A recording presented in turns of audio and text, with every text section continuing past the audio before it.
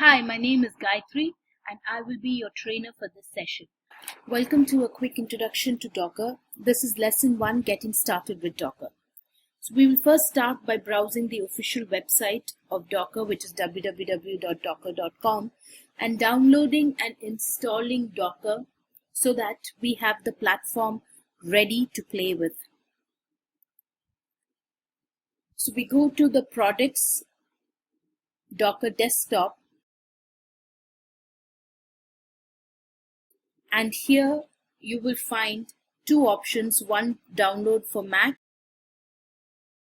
and download for Windows. So this is the Docker desktop version, which is currently available for Mac and for Windows. So you can either download the DMG file or you can download the exe file and double click and just install the Docker platform. So it's very simple to get started with Docker, and in the installation and setup of Docker is very straightforward. Next, let's see what the Docker architecture looks like.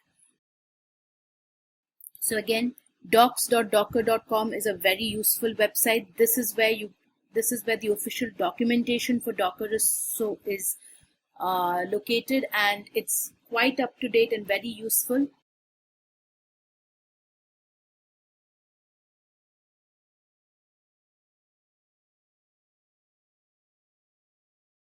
So in the Docker architecture, you will find that there are three important components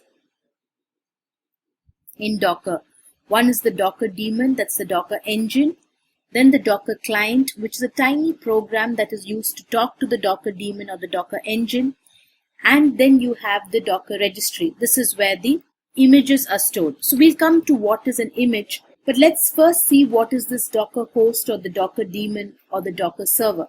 So the Docker daemon or the Docker server or the Docker host, as it's sometimes called, is where everything happens. So this is where your containers, your images, everything happens here. All right, all their containers are stored here, your volumes, networks, etc. Everything is located in this area, which is called the Docker daemon or the Docker engine. The Docker client is just a very tiny program that runs on your system and that is used to talk to the Docker daemon. So the Docker client makes API calls to the Docker daemon to execute whatever actions it is that you need.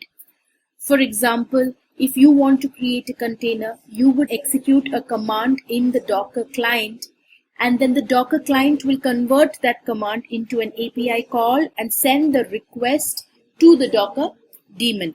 And so finally it is the Docker daemon that creates the container, and the container is stored in the Docker daemon. Similarly, for any object in Docker, the actual action and storage and work happens in the Docker daemon. The Docker client is just used to send the command to the daemon. Now, what is a Docker registry? Now, this is the third component of your Docker architecture.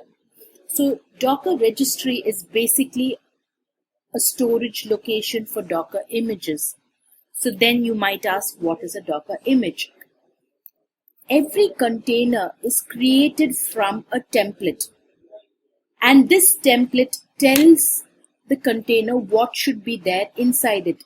So what platform, what operating system, what libraries, what binaries, softwares, etc. So what should be there inside the container comes from this template, and this template is called the Docker image. And these templates are stored in a location called the Docker registry. So anytime the Docker daemon wants to create a container, it has to get the template from the registry so that it can create a container from the template. So Docker registry is a storage location for your Docker images.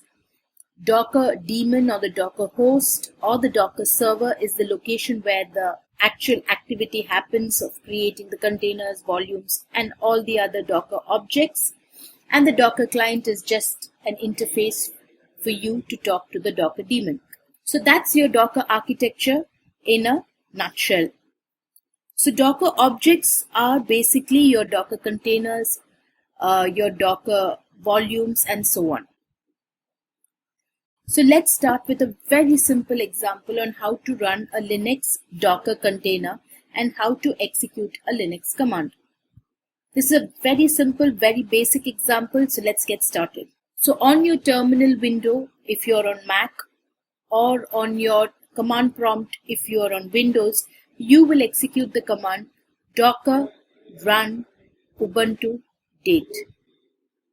When you execute this command, what you see is you see the date printed over here. So you see the date and the time printed over here. Don't worry if it does not match with your system date and time. That is fine if it does not match with that. But you should see some sort of date and time printed. Next, we're going to execute a command docker run ubuntu pwd.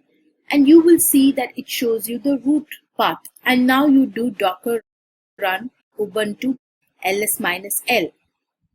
And you would see a list of all the files in your current root folder. Now, where is this getting executed? Remember, these commands, that is the date, the password, and the ls-l, all are getting executed inside the Ubuntu container that was created from when you executed docker run ubuntu. So docker run ubuntu will create the container, and then the command that you want to execute inside the container, which is the date or the pwd or the ls-l, gets executed inside the container, and that's the output that you see. Alright, so now let's see how to run different versions of containers on your Docker platform. So you're going to run different versions of the Ubuntu Linux operating system. So you're going to create different containers that are going to have different versions of the Ubuntu operating system. So the first command that we're going to execute is docker run ubuntu cat/etc/lsb release.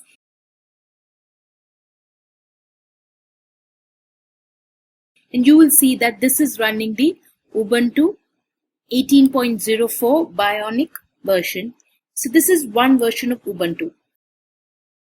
Next, we're going to run a command docker run ubuntu trusty, and then execute the same command inside this, which is cat etc/lsb-release.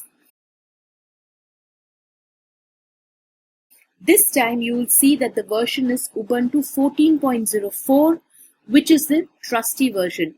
So basically what you have done at this moment is you have created two containers, one running the Bionic version of Ubuntu and the second one that's running the trusty version of Ubuntu. So two different flavors of Ubuntu. Next, let's execute a command docker run Centos, and then execute the same thing cat etc, but this time instead of lsb-release you're going to execute red hat-release, and you will see that this container has a CentOS system instead of an Ubuntu operating system. So right now we have created three containers. One has the Ubuntu Bionic version, one has the Ubuntu Trusty version, and the third one has got the CentOS version. So with this we can see that you can have different flavors of the same operating system running in different containers on the same Docker platform. Excellent. So let's continue. Let's see how to run a Linux Docker container and get inside the container. So far we have created the container and passed the command to the container. But now let's see how do we create the container and enter the container to execute commands into it. So let's go ahead and see that. So for this, what we are going to do is execute docker run -ti ubuntu and just enter. Alright, please remember that if you are on a Mac, you would be executing these commands on a terminal window, and if you are on a Windows machine, you will be executing these commands on either your command prompt or your PowerShell. So don't get confused when you see my terminal.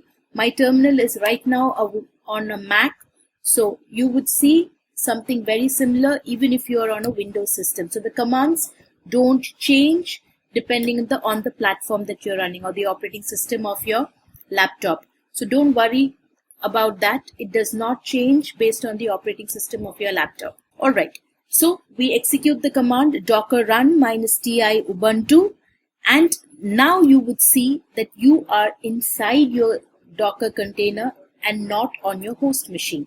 So the commands that you're going to execute right now, for example, pwd, the date command, these commands are all being executed inside your container, and you are not passing this to the container, you are right now inside your container. So using the -ti flag, you have entered your container and you are now executing commands directly inside the container. Okay, so this was a very, very quick introduction to Docker, just to give you an idea of what you can do with Docker and what are the different options. Just a brief idea of what Docker is.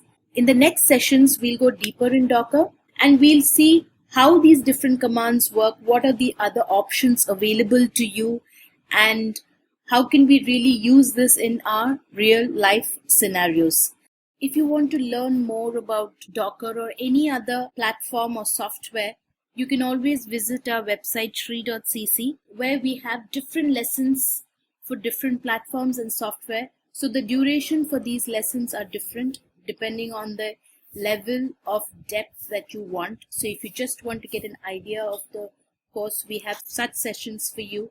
If you want to go deeper, you know the basics, you just want to go deeper into it, we have such sessions for you too. So feel free to contact us via our website, which is www.shree.cc, sree.cc. So thank you very much for your time. Hope this quick video gives you an idea or helps you get started or keeps you curious enough to watch the other episodes. See you soon. Bye-bye. If you like this video, don't forget to click that thumbs up button and share this video with your friends. And also click that subscribe button and the bell icon so that you get notified every time we release a new lesson.